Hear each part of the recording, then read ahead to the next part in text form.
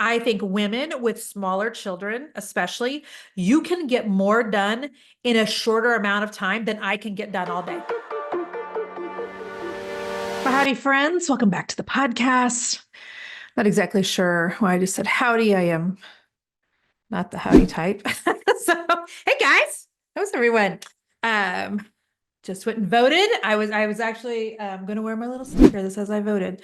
By the time you hear this podcast episode, hopefully the election is way behind us and we can see a lot of small businesses returning to normal. Can I just say that? There's a lot of chatter going on in the quiet corners about business, for the last at least 6 months in the online space. And I think a lot of what people are seeing happening in terms of sales harder to come by, sales down, people just not spending. I do think a lot of it just has to do with the fact that we're all kind of collectively holding our breath in this country. So I am praying that we have a very clean election and have a very obvious winner the night of. Yes and amen. And so by the time you hear this, hopefully, things are back to, we're going to say normalish for what, the next 3 or 4 years.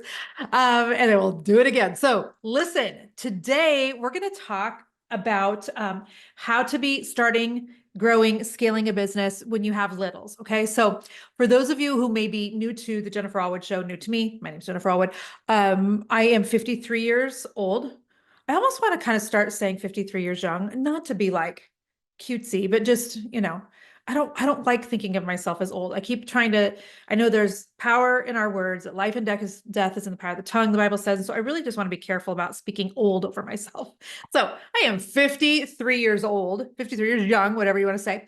My husband, Jason, and I have been married for 27 years as of just a few weeks ago. We always joke that only about 24 of those are happy. No, I'm kidding. There's probably more than that. But if you've been married, for longer than 10 minutes, you know that every marriage has its ups and downs and all the things. So we have 3 biological children. Our oldest, Noah, just turned or is about to turn 23. Our second son turned 21 yesterday. We have a daughter that will be 17 in a couple of weeks. And then we have a big old age gap because we adopted a little girl several years ago, and she is now 10. So we have 4 kiddos. And the reason that I mention that is because I only want those of you who are working on your business to be taking business advice when it concerns like the juggling of and trying to balance, parenthood and business. I only want you taking advice from people who are past the stage that you are in. Okay. It is like, it just drives me absolute batty. You're watching me on YouTube right now. You're watching me like bite my tongue. When people without children try to give parents advice on, how to manage their schedule, their day life, et cetera. Like if you don't know, you don't know. All right. And so I feel like I needed to kind of give you just a tiny bit of my background so you know that I know. I've had 4 children and my kids know nothing other than mom being a business owner. And so, back when we had Noah Allwood, who, like I said, is now 22, I had just started my painting company in Kansas City. It was called The Magic Brush. Some of you have followed me on social media long enough that you remember that, but I just started it like 10 minutes before I got pregnant with Noah. And then I'm pregnant with Noah. And I just got so much favor in those, first few months of owning that painting company. I got in with several designers, several builders. And so by the time it came to deliver my son, and then I was like, well, I don't want to kind of let go of this business that's going really well. So I essentially figured out how to hire other women to come in and paint for me while I stayed at home and just kept cranking out kids. For a while, it felt like that's all I was doing. So Jason and I have had 2 miscarriages. And so I was pregnant 5 times in a 6-year span. Okay. So I was running my painting company the entire time, while we were having small children. And this is why my husband worked a lot outside of the home. He was in sales. So most days he was gone before 8 and he was never home, usually before 6. And I can remember looking at the clock and it being, 6:15 and me thinking to myself, where on earth is he to help relieve me of, the stress of just, it's stressful enough just being a full-time stay-at-home mom, but then to add that component of trying to grow a business at the same time just added to the complexity. Okay. And so what happened the other day is one of my coaching clients had asked me if I could please do a podcast about juggling, raising kids, and growing a business when you have a spouse that works outside of the home. Okay. And so I gave her just tons of feedback on Voxer. That's how I correspond with my closest clients. But I got to thinking about it after that whole conversation of her and I going back and forth. And I thought it would really be helpful for a lot of you who have small kiddos, because the majority of the time, I think when we have small kids, we are sleep deprived. You're tired, friend. You have no idea how tired you even are until you get on the other side of the stage you are currently in. Can I just say that? Like, you are so in the thick of it that you don't even know you're in the thick of it. And Jason and I, like, we'll see people out. It's more me, I think, than him, because those were hard days for me.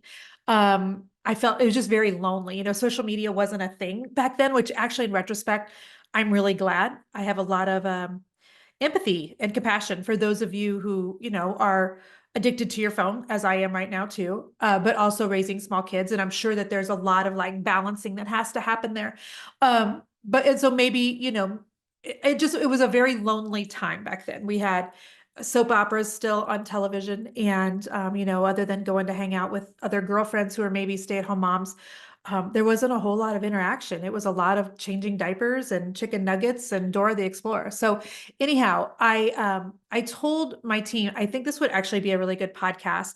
And so if you are someone who has smallish kiddos, we're going to say kids that are not teenagers yet, I think this is a great podcast for you. If you don't, forward this on to some woman who is either starting a business or has started her business or is trying to grow her business, who does have small kids. I think this is going to be an encouragement. Okay. So I told the girl that I was coaching the other day, one thing that I just made up in my brain that was always really helpful for me after having, the first one or two kiddos. I think there's something magical that happens with the number 6 when it comes to kids, that kind of like are stages when you can go, okay, I know that when my baby gets to 6 weeks old, then things will get a little easier because my body will have been, healing more. I'll get some energy back. Perhaps my hormones will have calmed down, etc.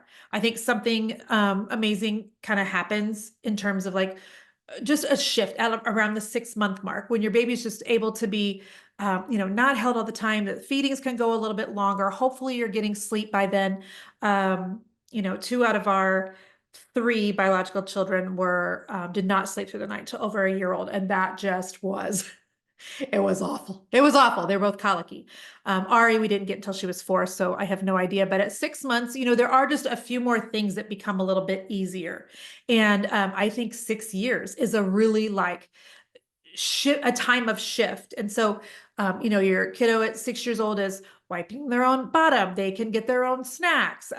They can do some things around the house while you maybe take a 30-minute nap, so then it does get a little bit easier to be working on your business also. And then again, at 16 years, when most kids get their driver's license, there's just a lot more freedom there.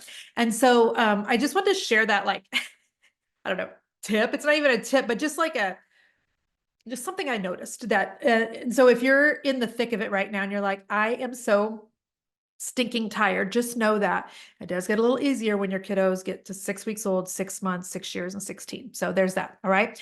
So with all of our children, we did do like a mom's day out. And so the woman that I was coaching that asked me, she wanted to know what we did. And so I'm giving you an idea of what we did and then some ideas for you as well. I always felt very convicted, Jason and I did together, that we were not to put our children in a traditional daycare. Okay. And that was just how we felt. We felt very convicted that I was to stay home with them. So we made peace with that. And yet I really was not willing or wanted to, or felt like I was supposed to give up my business. And so I did not. So we started out when our kids were old enough to start having some words, putting them in like a mom's day out at a local church for 6 hours a week. And friends, it's amazing how much work you can get done with 6 hours of uninterrupted time. Uninterrupted time. Now, then it got to when they got just a tiny bit older. And I was getting much busier. That's when we were doing like several extreme home makeover shows. And I was working for so many different builders, and I had many girls working for me at this point. So we upped it to me being out of the house like every Tuesday and Thursday for 6 hours each day. It was like 9 to 3 that they would go to a mom's day out. And that was a really good rhythm for our family.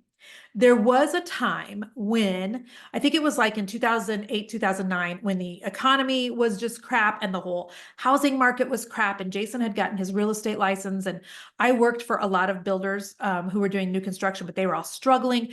I think there was for a period of time when I tried, I think it was around that date, but I know for sure we tried me going back to work 3 days a week just to make up the difference, like financially. So I would be, out in the field working with my team, painting in people's houses for 3 days a week. And I can tell you that that was an absolute crap show for our family. It was just absolute chaos. The difference between me being gone 12 hours a week and 18 hours a week, for some reason for our family, just did not work. The laundry way backed up, the kids cranky, cranky, my husband cranky, cranky. And so we quickly dialed that back. So for us, that's what worked. I was outside of the house, for 2 different days for 6 hours each day. So for 12 hours a week. I did a lot of like swapping kiddos with one of my dear friends, Shauna, in our neighborhood. Her kiddos were the same age. And so she'd be like, drop Ava off for a few hours, go get some stuff done. I'd run out to get paint. And, by then social media has started. So I'm posting, I'm writing blog posts, et cetera, et cetera. But we did a lot of that. And then I would try, to return the favor and take her kids some days. I did a lot of working from a park. When you take your kids to the park, more than likely they're going to find other kids to play with. You don't have to stare at them every single second. Now, I'm not saying be negligent and not make sure they're safe, but you moms know exactly what I'm talking about. So instead of staring at your phone and just playing on Pinterest, like I would take my laptop and I would work from the park. In the winter months in Kansas City, when it is frigid and nobody's going to a park, I would take them to a trampoline park or a bounce house and let them, play. We would take friends. They didn't want anything to do with mom. They're getting entertained. They're getting wiped out. And then I would take them home and, it's nap time. So I can work a little bit more then. But I promise you, you do have chunks of time. You do. I worked before the kids got up. I tend to be an early bird. I talked to one of our previous podcasts about the difference between people being innately an owl or a rooster. So if you are an owl, you love the late night. That is my husband. You work best in the evening. You have a lot of energy, at midnight. That is not this girl right here. Okay. So I'm a rooster. I have been up since 5:30 this morning, and after about 2 o'clock today, my energy levels will begin to just totally crash and we'll keep going for the rest of the day. And so for me, getting up before the kids when they were little, I could get an easy, hour or so of work in, which just made a huge difference. And then I got, to do some work also when the kids went to bed. I didn't do a lot of TV watching in the early days because I was super hyper focused on using those chunks of time to get done what needed to be done, to keep the business going. I figured out at one point, the boys are less than 2 years apart. So those were some wild days for a while. Just felt like all I was doing was, separating their wrestling matches, and the two of them together, they could get in so much mess. I mean, how can any two little boys, I have pictures of them. Remember like when people would send out boxes of things in them, and I would order paint to our house all the time, and it would come like in packing peanuts. And if Noah and Easton got a hold of a box of packing peanuts, I mean, to this day, looking at a packing peanut, it triggers me. If I hear somebody touch a packing peanut, it triggers me. Because I remember this one time I had the house like perfectly clean and they emptied a thing of packing peanuts on the floor. I still have visions of it and also picture evidence. And they were like breaking them apart. And I come downstairs, there's packing peanuts everywhere. Oh my gosh, the two of them, they could get into so much mess. So I figured out I can not make them, but I figured out eventually how to get them to nap at the same time, even though they were very different in age. So then I would have that chunk of time to do work. But here's what I want you to know, regardless of how old your children are, or even if you're listening to this just because my voice puts you to sleep. I've had several people tell me my voice puts their babies to sleep. Even if you don't have kids, there's something called Parkinson's law that essentially means you are going to work into the amounted time allotted to you. You will work into whatever expansion of time you have available. Which is why, like, you know how you'll have a weekend where you have nothing on the calendar and you think to yourself, okay, this is the weekend I'm going to clean out the garage and I'm also going to get caught up on emails and I'm also going to, make all those phone calls I need to, maybe put an actual handwritten letter in the mail. I'm going to do some Amazon returns. Like you think, okay, I've got all the time in the world because I have the whole day, the whole weekend. And then you feel like you get nothing done. But on a day when you only have like 2 hours where, hubby maybe took the kids and went out, for a quick game of golf or whatever, and you can just crank out so much stuff in a couple of hours. It's called Parkinson's Law. It's that you will actually work into the amount of time allotted for you. So this is why I think women with smaller children, especially, you can get more done in a shorter amount of time than I can get done all day. And I am complete evidence of this because I used to do this. People would be like, I don't know how. And I'm like, well, I don't either. But I was hyper focused on, I'm not going to be distracted by TV, social media. I'm not going to be distracted by, Netflix. I don't know if it was a thing right in the beginning when the boys were small, but it definitely was when the girls were small. But there was just no time for that. When I had time, it was hyper focusing on my business. And so please know that I know you think you have no time because you have small kids, but you still have time if you will use focus attention and make sure you're working on the things that actually matter and not the things that don't. There's no reason to be, spending 3 weeks on making a logo for your business. I mean, get something done, hire my team to do it, whatever. But those are the sorts of things that take way too much time, and they're not the things that you need to be focusing on. Okay. So I want you to look at, like, where are you spending your time? If you're saying to yourself, there's just no time for this business right now, are you overcommitted to other things? Are you overcommitted to serving even? Going completely out on a limb, I can tell you that there was a time, and it was many years ago, when Jason and I, again, when you're in the middle of it, you have no idea how busy you are.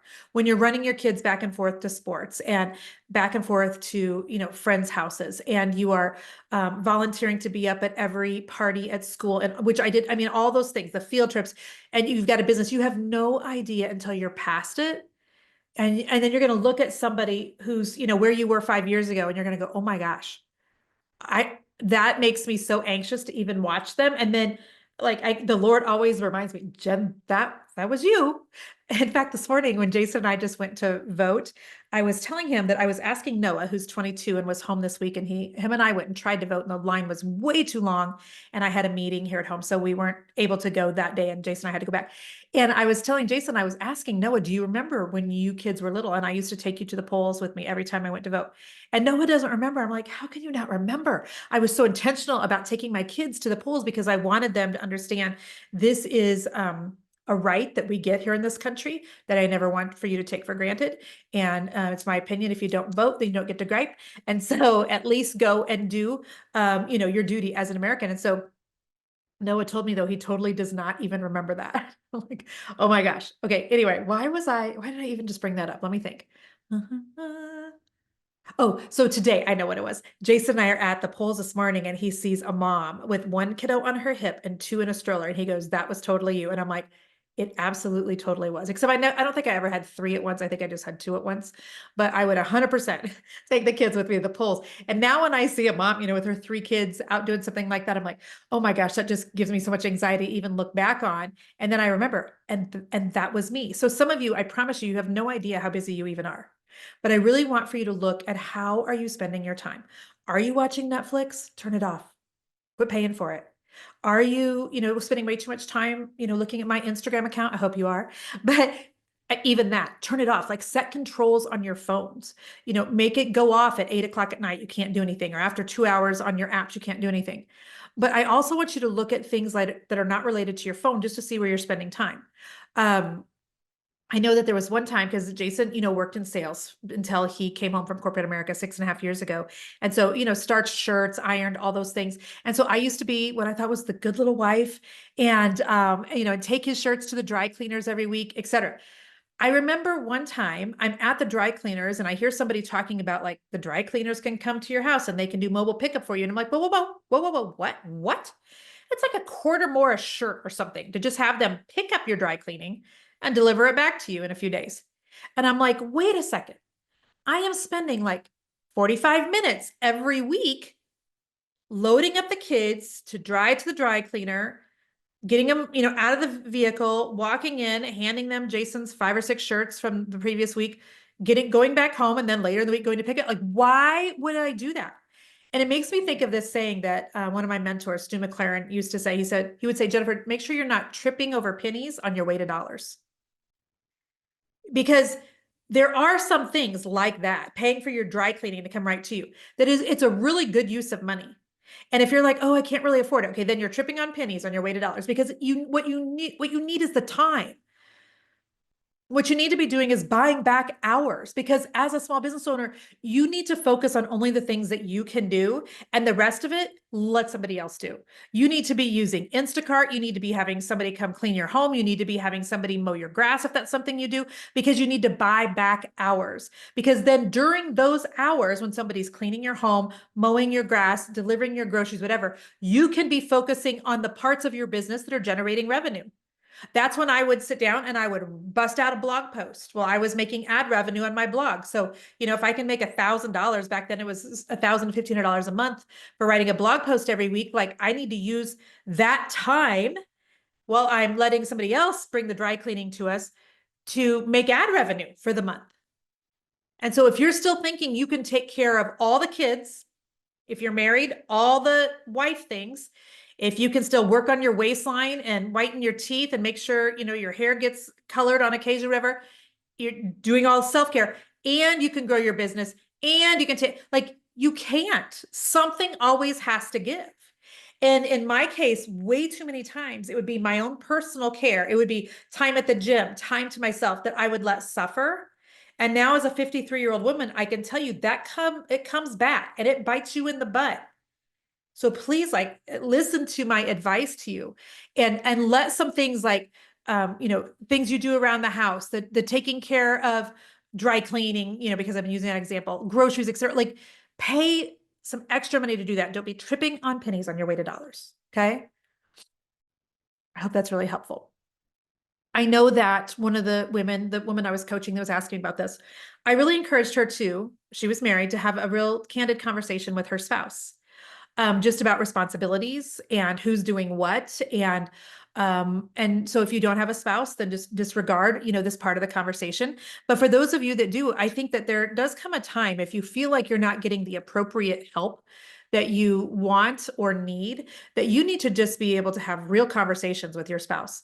Thank you, Jesus, that was never the case with Jason and I. He and I have always, like, regarded our situation in terms of the house, the kids, and work as, like, him and I are like a basketball team. This is how I've always described it.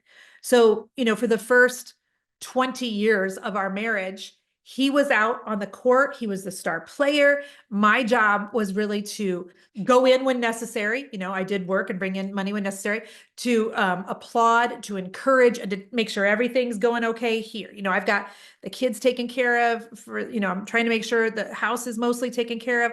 And yet my husband has done 95% of the cooking since the day we got married, because I hate it and he's phenomenal at it. I've never had to ask him to please pick up his clothes off the floor or start a load of laundry. Like, that's just never been our marriage. We have always been equals in that regard. And I know I know I'm blessed. I know that is not the situation for some of you, but I did encourage her, have a conversation with your spouse. Babe, I want you to see that my business is finally making some money. See how it made this much money last month or last week or whatever. What I really need is just some more time to devote to it, because I think that there's a lot more potential. In fact, my business coach, Jennifer, said there is potential. And so can you and I somehow figure out how maybe you can drop the kids off at school, a couple days a week, or whatever it is that would give you just more margin and capacity, so that you don't feel like you're being an awful mother, so that you're not consumed with guilt, but you're also not doing the things that could be a shared responsibility between you and your spouse.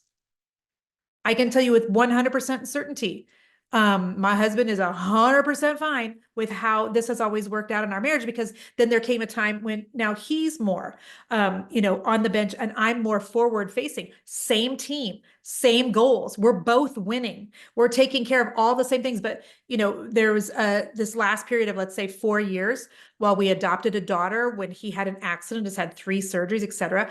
I'm the one that's very forward facing. He's more in the background. But, in the last couple of years, we have bought 2 short-term rentals. We're getting ready to close on our third. He has started Fairway Finest, a golf apparel company. So it's more like now we're both playing, baby. And so those conversations you really need to have with your spouse, especially if your spouse kind of understands then like the potential for the business. Because I think even for a long time, Jason didn't really understand the potential of where my coaching business could go. But once he did and started seeing some evidence of dollars coming in, he made sure that I had ample margin, ample capacity to really focus on that because he knew it would benefit our entire family. Does that make sense? So listen, I know that when you are, trying to run a business, start a business, grow a business, and you've got small kids, it can be very, very challenging, but it's just for a season, I promise you. So if you will just embrace the chaos rather than try to fight it, things are going to go so much better. Figure out what's really important to you. Does the bed actually have to get made every day? In my case, the bed doesn't get made every day, but or do you actually have to, XYZ, or is it just you think that that's what good moms do? Is it okay if the laundry waits another day so that you can get your work done and still do something fun with the kids? Like, you're going to have to be really flexible and you're going to have to like set really realistic expectations. I know that when Noah was a newborn, it was a really difficult pregnancy. The last couple of weeks for me, I was on bed rest. I gained 54 pounds. That was not all baby. That was not all baby. Noah Allwood was huge. He came out, they induced me 2 weeks early.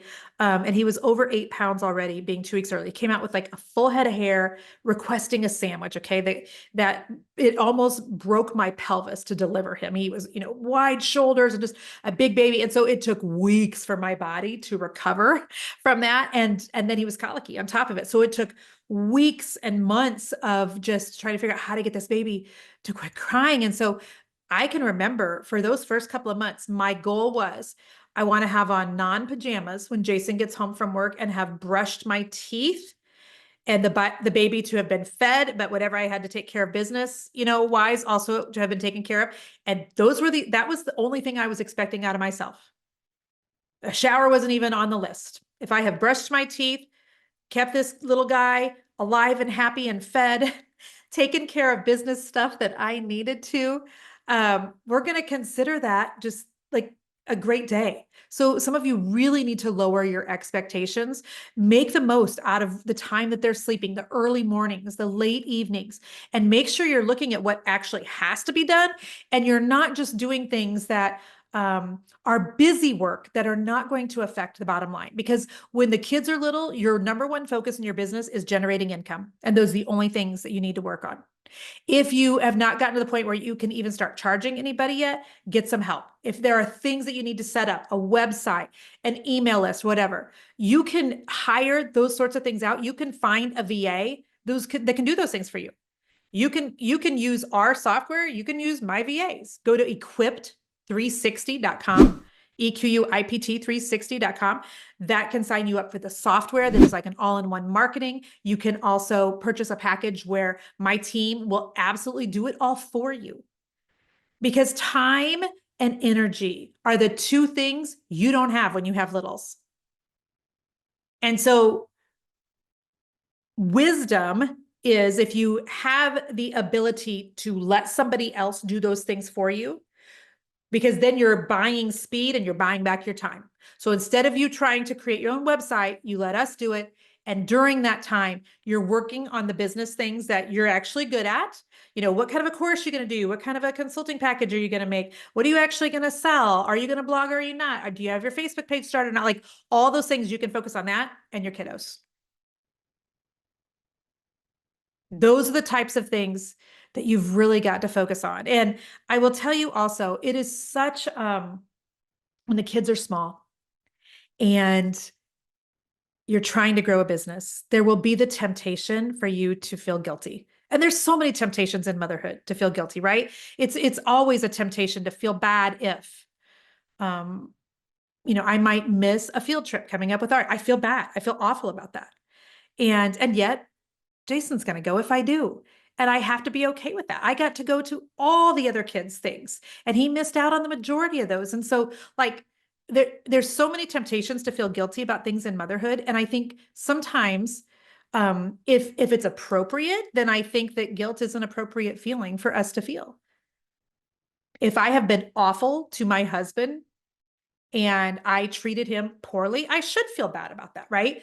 But if this is just the enemy of your soul trying to come in and convince you are a bad mother and a bad wife and you can't do it all, and you know in your knower, sorry if you're watching me on YouTube, I have a hair on my face right now that I'm trying to get off. Like, you know in your knower when it's appropriate, feeling bad, conviction from the Holy Spirit, and you know when it's not, and it's the enemy of your soul who's just trying to make you feel like garbage.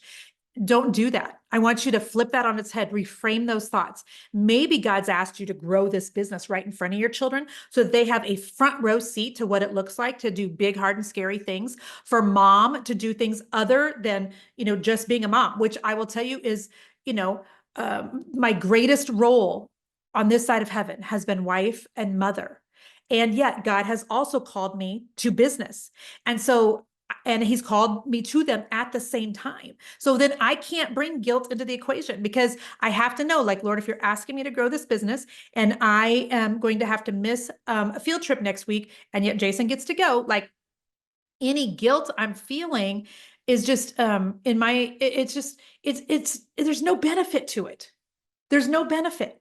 I know when God asks me to do something for my business, that if he's asking me to take care of that, then on the flip side, he's making sure that my family is also taken care of. And I think somebody needs to hear that today. If you're trying to find balance between motherhood and business, quit. There's no such thing as balance in when you're trying to do both. This is actually a topic that I maybe should do a podcast for. If you want me to do a podcast topic on balancing business and motherhood, because you can find articles, in the magazines, Cosmo, or whatever, at the checkout counter. It's a crock of crap. There are times when you're going to have to put your foot down on the gas in your business in order to make hay while you can. There will be times you need to absolutely pull back from your business because your family has got to be your number one priority. So if your goal is balance, wrong goal. Wrong goal. Let your goal be obedient to whatever God is calling you to in this season. Do it without the guilt. Do it to the very best of your ability. And just know that I'm so rooting for you. I'm so rooting for you. So if you need help with any sort of coaching from me, any sort of software, you can go to equip360.com. You can send us an email to jen@jenniferallwood.com. I hope that this has been an absolute gift for some of you. You can absolutely grow a business and have little ones at home at the same time. You 100% can. I hate that the world has tried to make women believe that they can have it all at once, because you can't have everything all at once. I don't think I think that there are seasons for everything. And that's also a biblical concept. You're in a season of absolute busyness. You're in the thick of it, but you're not going to be there forever. And just know, if things feel absolutely crazy, you'll have more margin eventually. And enjoy the season you're in while you're there, because it does go very, very quickly. So much love to you all. I'll see you on the podcast again next week. Again, send this to someone who's starting a business or growing a business with littles. I hope that it's a blessing to them. I hope they'll hit subscribe. Thanks for being here, friends. Bye-bye.